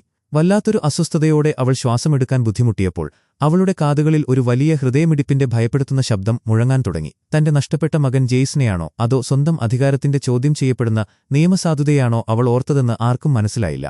ഒരൊറ്റ നിമിഷം കൊണ്ട് ആ അത്താഴവിരുന്ന് വലിയൊരു നയതന്ത്ര യുദ്ധക്കളമായി മാറിയത് അവൾ വളരെ ഭയത്തോടെ തിരിച്ചറിഞ്ഞു. യാതൊരു ജീവനുമില്ലാതെ തീർത്തും ഉണങ്ങിവരേണ്ട അവസ്ഥയിൽ തന്റെ പാത്രത്തിലിരിക്കുന്ന പക്ഷിയുടെ മാംസത്തിലേക്ക് വലിയൊരു ശൂന്യതയോടെ അവൾ നോക്കി നിന്നപ്പോൾ അവളുടെ വിശപ്പ് പൂർണ്ണമായും കെട്ടുപോയിരുന്നു. കോർലിസിന്റെ വികാരം തനിക്ക് മനസ്സിലാകുന്നുണ്ടെന്ന് അവൾ പതുക്കെ പറഞ്ഞു. എന്നാൽ ഒട്ടും പിന്മാറാൻ തയ്യാറല്ലാത്ത ഭാവത്തിൽ സിംഹാസനത്തിൽ നിന്നുള്ള വെറുമൊരു വാക്കുമതി ഇതിനെല്ലാമെന്ന് വളരെ നിശ്ചയദാർഢ്യത്തോടെ കോർലിസ് വീണ്ടും പറഞ്ഞു. എന്തു ചെയ്യണമെന്നറിയാതെ റെനേറ ആ വലിയ ഇരുട്ടിലേക്ക് നോക്കി വലിയൊരു ശ്വാസമടക്കിയിരുന്നു. കൊട്ടാരത്തിലെ അത്താഴത്തിനു ശേഷം വല്ലാത്തൊരു ഭാരത്തോടെ റെനേറ ആ ഇരുണ്ട ഇടനാഴികളിലൂടെ നടക്കുമ്പോൾ പെട്ടെന്നാണ് മങ്ങിയ വെളിച്ചത്തിൽ അവൾ ബായലായെ കണ്ടുമുട്ടിയത്. അവസാനമായി തന്റെ പ്രിയപ്പെട്ട മകൻ ജെയ്സിനെ ജീവനോടെ കണ്ടതും ഗള്ളറ്റിലെ ആക്രമണത്തിൽ അവനെ സഹായിച്ചതും അവളാണെന്ന ഓർമ്മകൾ റെനേറയുടെ ഹൃദയത്തിൽ വലിയൊരു ഭാരമായി മാറി. കുറ്റബോധം കൊണ്ടും സങ്കടം കൊണ്ടും അവളുടെ കണ്ണുകളിൽ നോക്കാൻ കഴിയാതെ റെനേറ പെട്ടെന്ന് മുഖം തിരിച്ചു. ആ വലിയ കൽച്ചുവരുകൾക്കിടയിലൂടെ കയ്യിലൊരു മങ്ങിയ വെളിച്ചമുള്ള വിളക്കുമായി അവൾ നടന്നു നീങ്ങി. പിതാവായ വിസരീസിന്റെ ഒഴിഞ്ഞുകിടക്കുന്ന വലിയ കിടക്കയ്ക്ക് മുന്നിലെത്തിയപ്പോൾ അവളുടെ കാലുകൾ നിശ്ചലമായി. ഒരു രാജ്ഞിയെന്ന നിലയിലുള്ള തന്റെ പുതിയ പദവിയെ അംഗീകരിക്കാനോ ആ വലിയ കിടക്കയിൽ സമാധാനത്തോടെ ഒന്നുറങ്ങാനോ അവൾക്ക് കഴിഞ്ഞില്ല. തന്റെ ഏകാന്തതയിൽ നിന്നും എങ്ങോട്ടെങ്കിലും ഓടി രക്ഷപ്പെടാൻ അവൾ ആഗ്രഹിച്ചു. ഒരു കൊച്ചുകുട്ടിയെപ്പോലെ ഭയന്നരണ്ട കണ്ണുകളുമായി അവൾ പതിയെ ഡേമണിന്റെ മുറിയിലേക്ക് നടന്നുചെന്നു. തണുത്തുറഞ്ഞ ആ വലിയ കിടക്കയിലേക്ക് യാതൊരു ശബ്ദവുമുണ്ടാക്കാതെ അവൾ ചുരുണ്ടുകൂടിയപ്പോൾ യാതൊന്നും ചോദിക്കാതെ ഡേമൺ അവളെ തന്റെ നെഞ്ചോട് ചേർത്തുപിടിച്ചു. അധികാരത്തിന്റെ വലിയ കൊടുമുടികൾക്ക് മുകളിലിരിക്കുമ്പോഴും ഉള്ളിൽ വലിയൊരു ആശ്വാസം തേടുന്ന ഒരു കൊച്ചു പെൺകുട്ടിയായി അവൾ മാറുന്നത് ആ ഇരുണ്ട മുറിയിലെ നിശബ്ദതയിൽ വ്യക്തമായി കാണാമായിരുന്നു. പിറ്റേന്ന് പ്രഭാതത്തിന്റെ മങ്ങിയ വെളിച്ചം ആ വലിയ മുറിയിലേക്ക് അരിച്ചെത്തിയപ്പോൾ തന്റെ തോഴിമാർക്കൊപ്പം റെനേറ ഒരുങ്ങുകയായിരുന്നു. രാജ്യം മുഴുവൻ ഉറ്റുനോക്കുന്ന ഒരു വലിയ രാജ്ഞിയായി. സാധാരണക്കാരുടെ മുന്നിലേക്ക് ആദ്യമായി പോകുന്നതിന്റെ വലിയൊരു പരിഭ്രമം അവളുടെ ഓരോ ചലനങ്ങളിലും പ്രകടമായിരുന്നു. വസ്ത്രങ്ങളിൽ തുന്നിച്ചേർത്ത പട്ടുകളുടെയും ആഭരണങ്ങളുടെയും നേരിയ ശബ്ദങ്ങൾക്കിടയിൽ അവൾക്കു ചുറ്റും നിന്നിരുന്ന സ്ത്രീകളെല്ലാം വളരെ ആത്മാർത്ഥതയോടെ കാര്യങ്ങൾ വിശദീകരിച്ചു. തലയിൽ വലിയ കിരീടം വെച്ചുകൊടുക്കുന്നതിനിടയിൽ ചിലർക്കെങ്കിലും തങ്ങളുടെ രാജ്ഞിയെ ഒന്ന് നേരിൽ കാണുന്നത് തന്നെ വലിയൊരു ആശ്വാസമായിരിക്കുമെന്ന് ഒരു തോഴി വളരെ പതുക്കെ പറഞ്ഞു. കൂടാതെ സഹായം തേടിവരുന്ന പാവപ്പെട്ട ജനങ്ങൾക്ക് മുന്നിൽ വലിയൊരു വാളുമായി നിൽക്കുന്നത് അവർക്ക് ഭയം നൽകുമെന്നുള്ള തോഴിയുടെ ഉപദേശം അവൾക്ക് വളരെ ശരിയാണെന്ന് തോന്നി. കൊട്ടാരത്തിലെ പുരുഷന്മാരെല്ലാം തന്നിൽ നിന്നും എന്തെങ്കിലുമൊക്കെ നേടിയെടുക്കാൻ ശ്രമിക്കുമ്പോൾ ഈ സ്ത്രീകൾ മാത്രമാണ് യാതൊരു സ്വാർത്ഥതയുമില്ലാതെ തന്നോട് പെരുമാറുന്നതെന്ന് അവൾക്ക് മനസ്സിലായി. എന്നാൽ പെട്ടെന്ന് കഴുത്തിലണിയാനുള്ള കനത്ത മാലകളിലേക്ക് നോക്കാൻ തിരിഞ്ഞ റെനേറ വലിയൊരു വേദനയോടെ നിശ്ചലമായി നിന്നു. അവളുടെ ആർത്തവം തുടങ്ങിയിരുന്നു. കഴിഞ്ഞ കുറച്ച് ദിവസങ്ങളായി അവൾ അനുഭവിച്ച കടുത്ത മാനസിക സമ്മർദ്ദങ്ങളുടെയും ശാരീരിക വേദനകളുടെയും വലിയൊരു കാരണം ഇപ്പോൾ വ്യക്തമായിരുന്നു. അധികാരത്തിന്റെ വലിയ പടവുകൾ കയറുന്ന ഒരു സ്ത്രീയുടെ ദുർബലമായ നിമിഷങ്ങളെ മറ്റുള്ളവർ എങ്ങനെ വിലയിരുത്തുമെന്ന ഭയം അവളുടെ കണ്ണുകളിൽ ഒരു വലിയ ഇരുട്ടായി പടർന്നു. പുരുഷന്മാരുടെ ലോകത്ത് തന്റെ ഓരോ ചുവടുവെപ്പും അവർക്കെതിരെയുള്ള ആയുധമായി മാറുമോ എന്ന ചിന്ത അവളുടെ ശ്വാസത്തെ കൂടുതൽ വേഗത്തിലാക്കി. വലിയ ഇരുമ്പുവാളുകൾ കൊണ്ട് നിർമ്മിച്ച അയറൺ ത്രോണിൽ കടുത്ത ശാരീരിക ബുദ്ധിമുട്ടുകളോടെ റെനേറ ഇരുന്നു. തങ്ങളുടെ ആടുകളെ ഡ്രാഗൺകൾ തിന്നുതീർക്കുന്നതിനെക്കുറിച്ചും ഇറച്ചിയും രോമവുമില്ലാതെ വലയുന്ന കശാപ്പുകാരെക്കുറിച്ചും ജനങ്ങൾ വളരെ സങ്കടത്തോടെ പറഞ്ഞു. മൃഗങ്ങളെ വേട്ടയാടാൻ കാട്ടിലേക്ക് പോകേണ്ട വേട്ടക്കാരെയെല്ലാം അമ്പെയ്ത്തുകാരായി സൈന്യത്തിലേക്ക് കൊണ്ടുപോയതും വലിയൊരു പ്രതിസന്ധിയാണെന്ന് അവർ വിശദീകരിച്ചു.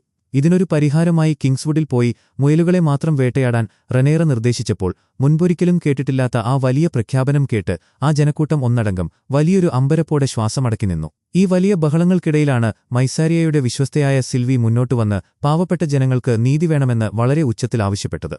കൊട്ടാരത്തിലെ പ്രഭുക്കന്മാർ വലിയ തുക കൊടുത്ത് ധാന്യങ്ങൾ മുഴുവൻ അവരുടെ വലിയ അറകളിൽ സൂക്ഷിച്ചുവെച്ചതുകൊണ്ടാണ് പാവപ്പെട്ട ജനങ്ങൾ പട്ടിണി കിടക്കേണ്ടി വന്നതെന്ന് അവൾ ഭയമില്ലാതെ തുറന്നു പറഞ്ഞു. ഉപരോധം മാത്രമല്ല, പണക്കാരുടെ കടുത്ത അത്യാർത്തി കൂടിയാണ് ജനങ്ങളെ പട്ടിണിയിലേക്ക് തള്ളിവിട്ടതെന്ന സത്യം റെനേറയെ വലിയൊരു ഞെട്ടലിലാക്കി. ജനങ്ങളുടെ സ്വന്തം രാജ്ഞിയായി അധികാരത്തിൽ വന്നവളാണ് നീയെന്ന് പറഞ്ഞ സിൽവി അവളെ വെല്ലുവിളിച്ചപ്പോൾ ആ വലിയ സിംഹാസനമുറിയിൽ മരണത്തിന്റെ നിശബ്ദത തങ്ങിനിന്നു. ആ ഭയാനകമായ നിമിഷത്തിൽ യാതൊരു ശബ്ദവുമില്ലാതെ തന്റെ കാൽച്ചുവട്ടിലൂടെയും ആ വലിയ സിംഹാസനത്തിനടിയിലൂടെയും വീണ്ടും ചില എലികൾ വേഗത്തിൽ ഓടി മറയുന്നത് റെനേറ കണ്ടു. ഈ കൊട്ടാരത്തിന്റെ ഓരോ കോണിലും പതുങ്ങിയിരിക്കുന്ന വലിയൊരു ചതിയുടെയും അഴിമതിയുടെയും ഭയപ്പെടുത്തുന്ന രൂപങ്ങളായി ആ എലികൾ ആ ഇരുട്ടിൽ ലയിച്ചു ചേർന്നു. കൊട്ടാരത്തിലെ ആ ഇടുങ്ങിയ സമിതിമുറിയിൽ നഗരത്തിലെ വലിയ ദുരിതങ്ങൾക്ക് പണക്കാരെ കുറ്റപ്പെടുത്തുന്നത് വളരെ അപകടകരമായൊരു പ്രവണതയാണെന്ന് കടുത്ത അസംതൃപ്തിയോടെ ഡീമൺ പറഞ്ഞു. ആ തണുത്ത അന്തരീക്ഷത്തിലും അധികാരത്തിന്റെ വലിയ തർക്കങ്ങൾ അവിടെ പുകയുകയായിരുന്നു. കടുത്ത ശാരീരിക വേദനകളാൽ ബുദ്ധിമുട്ടുകയായിരുന്ന റെനേറയ്ക്ക് വേദന കുറയ്ക്കാനായി ചൂടുള്ള ചായ നൽകപ്പെട്ടെങ്കിലും അതിൽ നിന്നും ഉയരുന്ന ആവിയെ വെറുതെ നോക്കിനിൽക്കാനല്ലാതെ അവൾ അത് കുടിക്കാൻ തയ്യാറായില്ല. അവളുടെ ഉള്ളിലെ ചിന്തകൾ മുഴുവൻ ബൈലായെക്കുറിച്ചും അവൾ വേഗാറിനെയോ അതോ ഷീപ്പ് സ്റ്റീലറിനെയോ കണ്ടെത്തിയോ എന്നതിനെക്കുറിച്ചുമായിരുന്നു.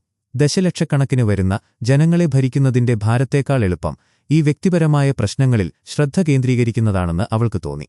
തന്റെ മക്കളുടെ കാര്യത്തിൽ ഒരു മറുപടിക്കായി ഇപ്പോഴും കാത്തിരിക്കുന്ന കോർലിസ് തന്റെ രാജ്ഞിയുടെ തീരുമാനത്തിനായി എല്ലാം വിട്ടുകൊടുത്ത് പൂർണ്ണ നിശബ്ദനായി നിന്നു. ഈ വലിയ കുഴപ്പങ്ങൾക്കിടയിലാണ് നിങ്ങളുടെ പിതാവ് എന്തായിരിക്കും ഈ സാഹചര്യത്തിൽ ചെയ്യുക എന്ന് മൈസാരിയ വളരെ ശാന്തമായി ചോദിച്ചത്. ആ ചോദ്യം കേട്ട നിമിഷം ആ വലിയ മുറിയുടെ തണുപ്പിൽ നിന്നും അവളുടെ മനസ്സ് ദൂരെയുള്ള കടൽത്തീരത്തേക്ക് ഓടിപ്പോയി. തിരമാലകളുടെ ഇരമ്പലും കടൽപക്ഷികളുടെ ശബ്ദവും അവളുടെ കാതുകളിൽ ഒരു വലിയ ഓർമ്മയായി മുഴങ്ങി. എല്ലാവരുമായി സമാധാനമുണ്ടാക്കാൻ ശ്രമിച്ചിരുന്ന തന്റെ പ്രിയപ്പെട്ട പിതാവായ വിസിരീസിനെ ഓർത്തുകൊണ്ട് ഒരു വലിയ വിരുന്ന് നടത്താമെന്ന് അവൾ വളരെ പതുക്കെ പറഞ്ഞു. വലിയ രാജസദസ്സിന്റെ മധ്യത്തിൽ തണുത്ത കൽത്തറയിൽ തങ്ങളുടെ പുതിയ വിധിക്കായി ഉൾഫും ഹ്യൂഗും ആഡമും ശ്വാസമടക്കി കാത്തുനിന്നു. യുദ്ധം ജയിച്ചതിന്റെ പശ്ചാത്തലത്തിൽ അവർ 3 പേർക്കും നൈറ്റ് പദവി നൽകാൻ അവൾ തീരുമാനിച്ചിരുന്നു. തനിക്ക് ടാർഗറിയൻ എന്ന പേര് വേണമെന്ന് ഉൾഫ് വലിയ ആവേശത്തോടെ പറഞ്ഞപ്പോൾ അത് തീർച്ചയായും സാധ്യമല്ലെന്ന് യാതൊരു ഭാവഭേദവുമില്ലാതെ റെനേറ പറഞ്ഞു. പകരം അവന് ഉൾഫ് ദ വൈറ്റ് എന്ന പേര് നൽകി. ഒരു ഇരുമ്പുപണിക്കാരനായതിനാൽ ഹ്യൂ തനിക്ക് ഹ്യൂ ഹാമർ എന്ന പേര് മതിയെന്ന് വളരെ അഭിമാനത്തോടെ പറഞ്ഞു. എന്നാൽ അഡമിന്റെ ഊഴമെത്തിയപ്പോൾ അവന് വെലാറിയോൺ എന്ന പേര് നൽകാൻ തയ്യാറാകാതെ അഡം ഓഫ് ഹൾ എന്ന പേര് നൽകിയപ്പോൾ അവന്റെ മുഖത്ത് വലിയൊരു നിരാശ നിഴലിച്ചു.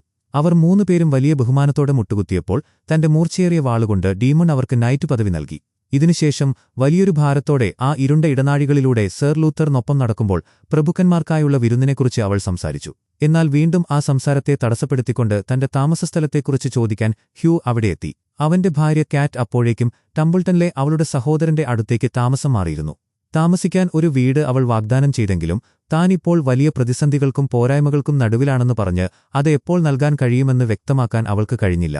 എത്രയും വേഗം അവന്റെ ആവശ്യം പരിഗണിക്കാമെന്ന് അവൾ ഉറപ്പു നൽകിയെങ്കിലും ആ സമയത്തും കൊട്ടാരത്തിന്റെ ഇരുണ്ട മൂലകളിൽ നിന്നും എലികൾ കൂട്ടമായി ഓടിവരുന്നത് അവളുടെ കണ്ണുകളിൽ വലിയൊരു ഭയമായി പടർന്നു. സിംഹാസനമുറിയിലെ കനത്ത നിശബ്ദതയിൽ തന്റെ ഉള്ളിലെ വലിയ കൊടുങ്കാറ്റുകളെ അടക്കി നിർത്താൻ പാടുപെടുകയായിരുന്നു റെനേറ.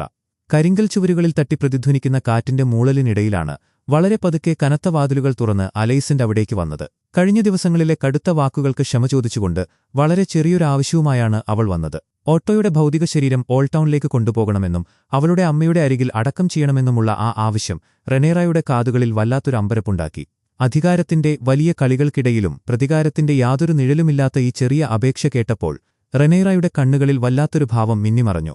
തന്റെ രാജകീയ ഭാവങ്ങളെല്ലാം മാറ്റിവെച്ച് ആ ഇരുണ്ട മുറിയുടെ വലിയ ചുമരുകളിലേക്ക് നോക്കി, നിന്നോടൊപ്പം ഇവിടെ ഇങ്ങനെ നിൽക്കുന്നത് വളരെ വിചിത്രമായി തോന്നുന്നു എന്നു പറഞ്ഞ് അലൈസന്റ് തിരിഞ്ഞു നടക്കാൻ തുടങ്ങി. എന്നാൽ വല്ലാത്തൊരു ആന്തരിക സംഘർഷത്തോടെ റെനേറ അവളെ തിരികെ വിളിച്ചു. വിസെരീസ് രോഗിയായിരുന്നപ്പോൾ രാജ്യം ഭരിച്ച ആലിസന്റിനോട് അവൾ ഉപദേശം ചോദിച്ചു. ഭരണാധികാരിയാകുമ്പോൾ നിനക്ക് ഒരിക്കലും നീയായി തുടരാൻ കഴിയില്ലെന്നും ചില നേരങ്ങളിൽ ജനങ്ങൾ കഷ്ടപ്പെടുമ്പോഴും മരിക്കുമ്പോഴും നിനക്ക് മുഖം തിരിക്കേണ്ടി വരുമെന്നും അലൈസന്റ് വളരെ പതുക്കെ പറഞ്ഞു. തന്റെ പിതാവ് ഒരിക്കലും അങ്ങനെ മാറിയിരുന്നില്ലെന്ന് റെനേറ തറപ്പിച്ചു പറഞ്ഞപ്പോൾ ആലിസന്റിന്റെ ചുണ്ടുകളിൽ വരണ്ടൊരു ചിരി വിടർന്നു. ആലിസന്റിന്റെ വാക്കുകൾ നൽകിയ വലിയ ധൈര്യത്തോടെയാണ് കിങ്സ് ലാൻഡിംഗിലെ പ്രഭുക്കന്മാരെയും പ്രഭുകളെയും റെനേറ വലിയൊരു വിരുന്നിനായി ക്ഷണിച്ചത്. ആയിരക്കണക്കിന് മെഴുകുതിരികൾ പ്രകാശിക്കുന്ന ആ വലിയ ഊണുമുറിയിൽ വർണ്ണശബളമായ വസ്ത്രങ്ങളണിഞ്ഞ അതിഥികളുടെ സംസാരങ്ങൾക്കിടയിലൂടെ റെനേറ ഒരു മധ്യസ്ഥയായി കടന്നുവന്നു. എല്ലാവരും അവൾക്കായി വലിയ സന്തോഷത്തോടെ പാനപാത്രങ്ങൾ ഉയർത്തി ഹൈടവർ കുടുംബത്തിന്റെ അവകാശവാദങ്ങളെ തങ്ങൾ എപ്പോഴും എതിർത്തിരുന്നുവെന്ന് അവരിലൊരാൾ വലിയ അഭിമാനത്തോടെ പറഞ്ഞു. എന്നാൽ പെട്ടെന്നാണ് വലിയ പാത്രങ്ങളിൽ അവർക്കുള്ള ഭക്ഷണം കൊണ്ടുവന്നത്. പുഴുക്കൾ നുരയ്ക്കുന്ന അഴുകിയ ഇറച്ചിയും പൂപ്പൽ പിടിച്ച റൊട്ടിയുമായിരുന്നു അത്. ആ വലിയ മുറിയിലെ സംസാരങ്ങളെല്ലാം പെട്ടെന്ന് നിലച്ചു. എല്ലാവരുടെയും ശ്വാസം തൊണ്ടയിൽ കുടുങ്ങി. വലിയ അറകളിൽ ഭക്ഷ്യസാധനങ്ങൾ പൂഴ്ത്തിവെച്ച അവർക്ക് പട്ടിണി കിടക്കുന്ന സാധാരണ ജനങ്ങൾ എന്താണ് കഴിക്കുന്നതെന്ന് കാണിച്ചുകൊടുക്കാനുള്ള റെനേറയുടെ ഭയപ്പെടുത്തുന്നൊരു തന്ത്രമായിരുന്നു അത്. താൻ കൽപ്പിച്ചതനുസരിച്ച് സിറ്റി വാച്ച് ഇപ്പോൾ നിങ്ങളുടെ അറകൾ തുറന്ന് ആ സാധനങ്ങളെല്ലാം നഗരത്തിലെ പാവപ്പെട്ടവർക്ക് വിതരണം ചെയ്യുകയാണെന്ന് അവൾ യാതൊരു ഭാവഭേദവുമില്ലാതെ പറഞ്ഞു. ഇത് കിരീടം നിങ്ങളോട് ആവശ്യപ്പെടുന്ന വെറുമൊരു കവർച്ചയല്ല, മറിച്ച് നിങ്ങളുടെ വലിയൊരു കടമയാണെന്ന് തറപ്പിച്ചു പറഞ്ഞുകൊണ്ട് അവൾ അവിടെ നിന്നും നടന്നു നീങ്ങി. പുറത്ത് കൈയിലൊരു വീഞ്ഞുകോപ്പയുമായി ഇതെല്ലാം നോക്കിക്കാണുന്ന സേർ ടോർഹൻ മാൻഡർലിയുടെ ചുണ്ടുകളിൽ ഒരു വലിയ പുഞ്ചിരി വിടർന്നു. പട്ടിണി കിടക്കുന്ന സാധാരണക്കാർ ഈ വലിയ പ്രവൃത്തിയെ സ്നേഹിക്കുമെന്നും തുടക്കത്തിൽ പട്ടിണിക്ക് കാരണമായത് റെനേറയുടെ തന്നെ ഉപരോധമായിരുന്നുവെന്ന സത്യം അവർ മറക്കുമെന്നും ഇയാൾ വളരെ പതുക്കെ പറഞ്ഞു. ഈ പ്രവൃത്തികൾ പ്രഭുക്കന്മാർക്കിടയിൽ വലിയൊരു ശത്രുതയുണ്ടാക്കുമെന്ന് കടുത്ത നിരാശയോടെ ഡേമൺ പറഞ്ഞു. എന്നാൽ വെറും കച്ചവടക്കാരും ചെറിയ പ്രഭുക്കന്മാരുമായ അവരെ കാര്യമാക്കേണ്ടതില്ലെന്ന് പറഞ്ഞ് റെനേറ അത് തള്ളിക്കളഞ്ഞു. ഈ ചെറിയ വിതരണം കുറച്ചുപേർക്ക് കുറച്ചു കാലത്തേക്ക് മാത്രമേ ആശ്വാസം നൽകൂ എന്ന വലിയ സത്യം ഡേമൺ അവളെ ഓർമ്മിപ്പിച്ചു. അത് മനസ്സിലാക്കിയ റെനേറ വെയിലിലേക്ക് പോയി ലേഡി ജെയിനോട് കിരീടത്തിനുള്ള കടം സ്വർണമായി ചോദിച്ചു വാങ്ങാൻ അവനോട് കൽപ്പിച്ചു. സ്വർണം ലഭിക്കുമെന്ന ചിന്ത അവനിൽ ആവേശമുണ്ടാക്കിയെങ്കിലും വെറുമൊരു കിങ്സ് ലാൻഡിംഗിൽ ഒതുങ്ങിക്കൂടുന്നതിനേക്കാൾ ലോകം മുഴുവൻ കീഴടക്കാനുള്ള വലിയൊരു സ്വപ്നത്തിലേക്ക് ഓടിപ്പോകാനാണ് അവൻ ആഗ്രഹിച്ചത്. ഏഗോൺ 3 ഡ്രാഗൺകളെ വെച്ച് ഈ രാജ്യം പിടിച്ചടക്കിയെങ്കിൽ നമ്മുടെ പക്കലുള്ള 6 ഡ്രാഗൺകളെ ഉപയോഗിച്ച് ലോകം മുഴുവൻ കീഴടക്കാമെന്ന് അവൻ വളരെ ആവേശത്തോടെ പറഞ്ഞു. ചിറകുകളുള്ള മനുഷ്യർ ജീവിക്കുന്ന ലോകാവസാനത്തിലെ നഗരങ്ങളെക്കുറിച്ചും ഐതിഹ്യങ്ങളെക്കുറിച്ചും അവൻ അവളോട് മന്ത്രിച്ചു. തങ്ങൾ വെറും മനുഷ്യരല്ല, മറിച്ച് ദൈവങ്ങളാണെന്ന ഡീമന്റെ വാക്കുകൾ അവളെ പ്രലോഭിപ്പിച്ചെങ്കിലും അവൾ പെട്ടെന്ന് മുഖം തിരിച്ചു. ഹൈവെലീരിയൻ ഭാഷയിൽ അവൻ ചില വലിയ പ്രവചനങ്ങൾ വിളിച്ചു പറഞ്ഞെങ്കിലും മനുഷ്യർ ഒരിക്കലും കളിക്കാൻ പാടില്ലാത്ത വലിയൊരു ശക്തിയാണ് ഡ്രാഗൺ എന്നു മുൻപ് വിസെരീസ് പറഞ്ഞ വാക്കുകളാണ് അവളുടെ കാതുകളിൽ അലയടിച്ചത്. അധികാരത്തോടുള്ള ഡേമോണിന്റെ വലിയ ആർത്തിയും വിസെരീസിന്റെ വലിയ ഭയവും തമ്മിലുള്ള വലിയൊരു യുദ്ധമായിരുന്നു അവളുടെ മനസ്സിലപ്പോൾ നടന്നത്. കടുത്ത ദേഷ്യത്തോടെ പുറത്തേക്ക് പോയ ഡേമൺ, നീ ഇപ്പോഴും ഡേറോണിനെ കൊന്നിട്ടില്ല എന്ന് ദൂരത്തുനിന്നും ഉറക്കെ വിളിച്ചു പറഞ്ഞു. ഡേറോണിന്റെ മുറിയിലെ മങ്ങിയ വെളിച്ചത്തിൽ അവൻ ഉറങ്ങുന്നത് നോക്കി റെനേറ വളരെ നേരം നിശബ്ദയായി നിന്നു. അവന്റെ അരികിലായി മരത്തിൽ കൊത്തിയെടുത്ത ഒരു ചെറിയ പക്ഷിയുടെ രൂപം ഇരിപ്പുണ്ടായിരുന്നു. തന്റെ ചുമലിൽ വലിയൊരു സാമ്രാജ്യത്തിന്റെ ഭാരം വെച്ചു നീട്ടുമ്പോഴും അവൻ വെറുമൊരു കൊച്ചുകുട്ടിയാണെന്ന യാഥാർത്ഥ്യം അവളുടെ ഹൃദയത്തിൽ വല്ലാത്തൊരു വിങ്ങലുണ്ടാക്കി. അതൊരു പക്ഷേ വെറുമൊരു സ്വപ്നമായിരുന്നിരിക്കാം. കാരണം പെട്ടെന്ന് കണ്ണു തുറന്നപ്പോൾ അവൾ മൈസാരിയായ്ക്കൊപ്പം കുലുങ്ങി സഞ്ചരിക്കുന്ന ഒരു കുതിരവണ്ടിയിലായിരുന്നു. ചുവന്നുതുടുത്ത കണ്ണുകളും വിളറിയ മുഖവുമായിരുന്ന അവൾ തന്റെ പ്രിയപ്പെട്ട മകൻ ജെയ്സിന്റെ ദാരുണമായ മരണത്തെക്കുറിച്ചോർത്ത് തന്റെയുള്ളിൽ തിളച്ചുമറിയുന്ന കടുത്ത കോപത്തെക്കുറിച്ച് വളരെ പതുക്കെ സംസാരിച്ചു. പ്രഭുക്കന്മാരുടെ അറകളിൽ നിന്നും പിടിച്ചെടുത്ത ഭക്ഷ്യസാധനങ്ങൾ സാധാരണ ജനങ്ങൾക്ക് വിതരണം ചെയ്യാനായി അവർ ആ വലിയ നഗരത്തിന്റെ വീഥികളിലൂടെ മുന്നോട്ടുപോയി. ദേവാലയത്തിലെ വലിയ മണികൾ നഗരമാകെ മുഴങ്ങിക്കേട്ടപ്പോൾ ആ ശബ്ദത്തെ ഭേദിച്ചുകൊണ്ട് പുരോഹിതൻ നിന്നെ തള്ളിക്കളഞ്ഞോട്ടെ, ഇതായിരിക്കും ജനങ്ങൾ നിനക്ക് നൽകുന്ന വലിയൊരു അഭിഷേകമെന്ന് മൈസാരിയ അവളുടെ കാതുകളിൽ മന്ത്രിച്ചു.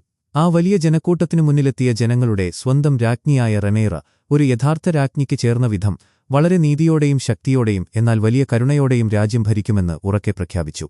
തന്റെ പിതാവായ വിസെരീസിന്റെ ഓർമ്മയ്ക്കായി കൊണ്ടുവന്ന വലിയ സമ്മാനങ്ങൾ അവൾ അവർക്ക് നൽകിയപ്പോൾ ആ ജനക്കൂട്ടം വലിയ സന്തോഷത്തോടെ ആരവം മുഴക്കി. വലിയൊരു ആശ്വാസത്തിന്റെ തണുത്ത കാറ്റ് അവളുടെ മുഖത്ത് തഴുകിയെങ്കിലും ദൂരെ ദേവാലയത്തിന്റെ പടവുകളിൽ നിന്നും ഈ വലിയ മാറ്റങ്ങളെ വളരെ സംശയത്തോടെ നോക്കിക്കാണുന്ന പുരോഹിതന്മാരുടെ തണുത്ത നോട്ടം ആ അന്തരീക്ഷത്തിൽ വല്ലാത്തൊരു ഭയം നിറച്ചിരുന്നു. ആ ചെറിയ സന്തോഷത്തിന്റെ നിമിഷങ്ങൾ അവസാനിപ്പിച്ചുകൊണ്ട് വീണ്ടും റെഡ് കീപ്പിന്റെ ഇരുണ്ട കൽച്ചുവരുകളിലേക്ക് തിരിച്ചെത്തി. കൊട്ടാരത്തിലെ ഇരുണ്ട ഇടനാഴികളിലൂടെ നടക്കുമ്പോഴാണ് തന്റെ മക്കളെ ഇതുവരെ നിയമപരമായി അംഗീകരിക്കാത്തതിലുള്ള കടുത്ത അമർഷവുമായി കോർലിസ് അവൾക്ക് നേരെ വന്നത്. ആ വലിയ പ്രതിസന്ധിയിൽ നിന്നും ഒഴിഞ്ഞുമാറാനായി അവൾ അയാളെ പെട്ടെന്ന് ഒരു ചെറിയ ഹാളിലേക്ക് മാറ്റി നിർത്തി തനിക്കിപ്പോൾ അതിന് കഴിയില്ലെന്ന് വളരെ പതുക്കെ വിശദീകരിക്കാൻ ശ്രമിച്ചു. ഇത് കേട്ടതും കോപം കൊണ്ട് അയാളുടെ മുഖം വിറയ്ക്കാൻ തുടങ്ങി. തന്റെ ജീവനും സമ്പത്തുമെല്ലാം അവൾക്കായി നൽകിയിട്ടും തനിക്കെന്തുകൊണ്ട് ഈ നീതി നിഷേധിക്കപ്പെടുന്നുവെന്ന് അയാൾ വളരെ ഉച്ചത്തിൽ ചോദിച്ചു. തന്റെ മക്കളെ എപ്പോഴും പിന്തുടരുന്ന ചില ഭയപ്പെടുത്തുന്ന കിംവദന്തികൾ കാരണമാണ് തനിക്ക് തീരുമാനമെടുക്കാൻ കഴിയാത്തത് എന്ന് അവൾ പറഞ്ഞപ്പോൾ ആ കാറ്റിൽ വലിയൊരു കൊടുങ്കാറ്റിന്റെ സൂചനയുണ്ടായിരുന്നു. കാരണം അവ വെറും കിംവദന്തികളായിരുന്നില്ല, മറിച്ച് അവളുടെ മക്കൾ അവിഹിത സന്തതികളായിരുന്നു എന്ന നഗ്നമായ സത്യമായിരുന്നു. ഇത് കേട്ട് സമനില തെറ്റിയതുപോലെ ദേഷ്യപ്പെട്ട കോർലിസ്, നിന്റെ മകൻ ജോഫ്രി ഒരു അവിഹിത സന്തതിയാണ് എന്ന് ആ വലിയ മുറിയിലാകെ മുഴങ്ങുന്ന ശബ്ദത്തിൽ അലറിപ്പറഞ്ഞു. ജെയ്സും നിന്റെ മറ്റു മക്കളും അവിഹിത സന്തതികളാണെന്ന സത്യം അയാൾ വിളിച്ചു പറഞ്ഞപ്പോൾ കൊട്ടാരത്തിന്റെ പശ്ചാത്തലത്തിൽ ജോലി ചെയ്തിരുന്ന എല്ലാവരും പെട്ടെന്ന് നിശ്ചലരായി ശ്വാസമടക്കി നിന്നു. നിന്റെ അവിഹിത സന്തതികളെ നിയമപരമായി അംഗീകരിക്കാമെങ്കിൽ നിനക്കായി വിശ്വസ്തയോടെ സേവനം ചെയ്ത എന്റെ സ്വന്തം മക്കൾക്ക് എന്തുകൊണ്ട് ആ അംഗീകാരം നൽകിക്കൂടാ എന്ന് അയാൾ കടുത്ത ദേഷ്യത്തോടെ ചോദിച്ചപ്പോൾ ആ തണുത്ത കൽത്തറയിൽ റെനേറയ്ക്ക് വലിയൊരു ശൂന്യത അനുഭവപ്പെടുകയും അവിടെ നിന്നും എങ്ങോട്ടെങ്കിലും ഓടിമറയാൻ അവൾ ആഗ്രഹിക്കുകയും ചെയ്തു. ഡയറോൺ ഇപ്പോൾ കൊട്ടാരത്തിലുണ്ടെന്ന് അവൾ ആലിസന്റിനോട് പറഞ്ഞു. ആ പേര് കേട്ടയുടനെ കടുത്ത ഭയം കൊണ്ട് ആലിസന്റിന്റെ മുഖം വിളറിവിളുക്കുകയും വരാനിരിക്കുന്ന വലിയൊരു ദുരന്തത്തെക്കുറിച്ചോർത്ത് അവൾക്ക് ശ്വാസം മുട്ടുകയും ചെയ്തു. താൻ അവന്റെ തല വെട്ടേണ്ടതാണെന്നും എന്നാൽ മുതിർന്നവർ കൽപ്പിച്ചതു മാത്രമാണ് ആ പാവം കുട്ടി ചെയ്തതെന്നും സഹോദരന്മാരുടെ ചതിയിൽ അവന് യാതൊരു പങ്കുമില്ലെന്നും റെനേറ പറഞ്ഞപ്പോൾ ആ വലിയ മുറിയിൽ വല്ലാത്തൊരു ആശ്വാസം നിറഞ്ഞു. വിസരീസിന്റെ വലിയ ഓർമ്മകളിൽ ജീവിക്കാൻ ശ്രമിക്കുന്ന റെനേറ ആ കുട്ടിയെ കൊല്ലാതെ വടക്കൻ മതിലിലേക്ക് കാവൽക്കാരനായി അയക്കാൻ തീരുമാനിച്ചു. കഴിഞ്ഞ 5 വർഷമായി വെറുമൊരിക്കൽ മാത്രം തന്റെ മകനെ കണ്ട ആലിസന്റ് വലിയ വേദനയോടെ അവനെയൊന്ന് കാണണമെന്ന അപേക്ഷയുമായി റെനേറയ്ക്ക് മുന്നിൽ നിന്നു. എന്നാൽ ആ കുട്ടിയുടെ അടുത്തേക്ക് അലൈസന്റ് നടന്നു ചെന്നപ്പോൾ തന്റെ മുന്നിൽ നിൽക്കുന്നത് സ്വന്തം മകനല്ലെന്ന സത്യം മനസ്സിലാക്കി അവളുടെ ഹൃദയമിടിപ്പ് നിന്നുപോയി. നിനക്ക് ഈ കുട്ടിയെ അറിയില്ല അല്ലേ എന്ന് ചോദിച്ചുകൊണ്ട് റെനേറ ആ വലിയ ചതി തിരിച്ചറിഞ്ഞു. ഹൈടവർ കുടുംബം തന്നെ അതിക്രൂരമായി ചതിച്ചുവെന്ന സത്യം മനസ്സിലാക്കിയ റെനേറയുടെ കണ്ണുകളിൽ വലിയൊരു അഗ്നി ആളിക്കെത്തി. താൻ അഭിനയിച്ചില്ലെങ്കിൽ സ്വന്തം അമ്മയെ തൂക്കിലേറ്റുമെന്ന് ഓർമണ്ട് ഭീഷണിപ്പെടുത്തിയെന്നും ഡ്രാഗൺകൾ തന്നെ ചുട്ടരിച്ചാലും ഈ അഭിനയം തുടരണമെന്ന് അയാൾ കൽപ്പിച്ചുവെന്നും ആ പാവം കുട്ടി കരഞ്ഞുകൊണ്ടു പറഞ്ഞു. ടാർഗറിയൻ കുടുംബത്തിന്റേതുപോലെ വെള്ളിനിറം ലഭിക്കാൻ മുടിയിൽ തേച്ച ചായത്തിന്റെ വേരുകൾ റെനേറ കണ്ടെത്തിയപ്പോൾ എന്തു വലിയ കളിയാണ് ഓർമുണ്ട് കളിക്കുന്നതെന്ന് ദേഷ്യത്തോടെ അവൾ ആലിസന്റിനോട് ചോദിച്ചു. വളരെ പതുക്കെ വളർന്നുവന്ന അവരുടെ ചെറിയ വിശ്വാസത്തെ മുഴുവൻ ആ വലിയ ചതി ഇല്ലാതാക്കി. അവിടെ നിന്നും ഇറങ്ങിപ്പോയ റെനേറ ഹൈടവർ കൊടികളെല്ലാം ചുട്ടരിക്കാൻ തന്റെ കാവൽക്കാരോട് കൽപ്പിച്ചു. അപ്പോഴാണ് കൊട്ടാരത്തിന്റെ കവാടത്തിൽ നിന്നുള്ള വലിയൊരു വാർത്ത അവളെ തേടിയെത്തിയത്. ഓർമണ്ടിന്റെ സൈന്യം ടംബിൾട്ടൺ പിടിച്ചെടുക്കുകയും യഥാർത്ഥ ഡെയറോണിനെയും അവന്റെ കൂറ്റൻ ഡ്രാഗണിനെയും വെച്ച് ആ നഗരത്തെ മുഴുവൻ ബന്ദിയാക്കുകയും ചെയ്തിരിക്കുന്നു. ആക്രമിച്ചാൽ അവിടെയുള്ള സാധാരണക്കാരും ചുട്ടരിക്കപ്പെടുമെന്ന വലിയ പ്രതിസന്ധിക്ക് മുന്നിൽ നിന്നുകൊണ്ട് എരിയുന്ന ഹൈടവർ കൊടികളിലെ തീജ്വാലകളിലേക്ക് റെനേറ ചുവന്ന കണ്ണുകളോടെ നോക്കി നിന്നു. വിസരീസിന്റെ സമാധാനമോ അതോ ഡേമോണിന്റെ വലിയ സ്വപ്നങ്ങളോ അല്ല, മറിച്ച് വരാനിരിക്കുന്ന വലിയൊരു രക്തച്ചൊരിച്ചിലിന്റെയും തീയുടെയും ഭ്രാന്തമായ ചിന്തകൾ അവളുടെ മനസ്സിലേക്ക് അതിവേഗം വരികയായിരുന്നു. എപ്പിസോഡ് അവസാനിക്കുന്നു. ഹൗസ് ഓഫ് ദ ഡ്രാഗണിന്റെ ബാക്കി എപ്പിസോഡുകൾ മിസ്സാവാതിരിക്കാൻ ഇപ്പോൾ തന്നെ ചാനൽ സബ്സ്ക്രൈബ് ചെയ്യുക. Thank you so much.